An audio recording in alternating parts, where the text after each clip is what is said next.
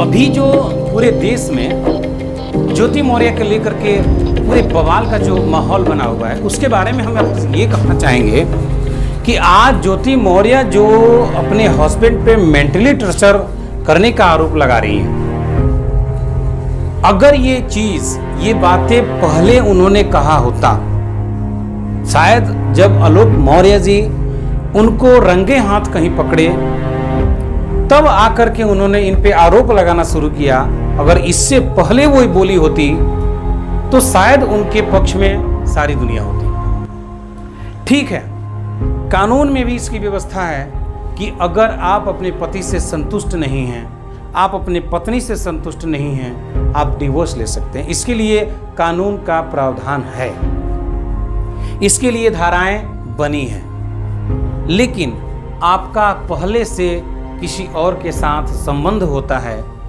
और संबंध को जब लोगों के सामने उजागर किया जाता है, तब आप बचने बचाने के लिए सामने वाले पे आरोप थोपते हैं, ये कहीं से सही नहीं है। एक महिला होने के नाते आपका हक है अपने हस्बैंड से डाइवोर्स लेने का, और लोक जी को भी हक है डाइवोर्स देने का।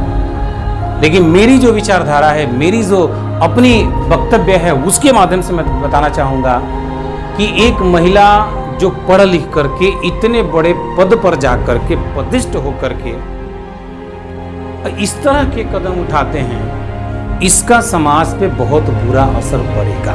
वैसे आज भारत में पश्चिमी सभ्यता तो चल ही चुकी है, लेकिन अगर ऐसी घटनाएं घटती रही तो फिर भारत को इस सभ्यता के मामले में अमेरिका बनने में देर नहीं लगेगा। क्योंकि जहां तक कहा जाता है कि अमेरिका में पति पत्नी सिम कार्ड की तरह चेंज होते हैं, बच्चे भी हो गए, कोई गारंटी नहीं है कि आज जो बच्चा है 10 साल के बाद उन्हीं माता पिता के पास रहेगा।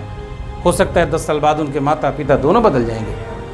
और धन्यवाद कहिए इस भारत की मिट्टी का, इस देश का, जिस देश में इतनी अच्छी संस्कृति बनी कि हम इस संस्कृति को उल्लंघन नहीं कर पाते। बारात एक गवाह होता है, एक प्रमाण होता है, जहां हम साक्ष्य को लेकर के जाते हैं, एक पवित्र बंधन होता है, हम उसे खेल नहीं बना सकते। भले ही कानून में ऐसी व्यवस्थाएं बनाई गई हमारी मानवाधिकार को देखते हुए, मानवाधिकार को लेकर के, लेकिन फिर भी ये सही नहीं है कि हम जब चाहें अपनी पत्नी का त्याग कर दे, अपने पति का त्याग कर दें। यहाँ हमारी मानवता खत्म होती है, यहाँ हमारी संस्कृति खत्म होती है। इसका हमारे समाज पे बहुत बुरा असर पड़ता है।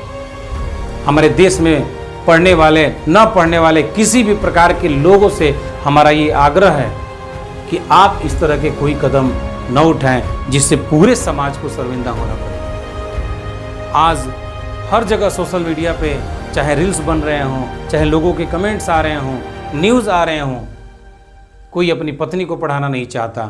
जाने अनजाने में हर पति अपने पति से यही पत्नी से बात कर रहा है, यार अगर मैं तुम्हें पढ़ाता तू मेरे साथ क्या करती। चीज़ कुछ भी हो, कंडीशन कोई भी हो, परिस्थितियां चाहे जो भी हो, लेकिन चर्चा का विषय बना हुआ है एक छोटी सी उनकी व्यक्तिगत गलती।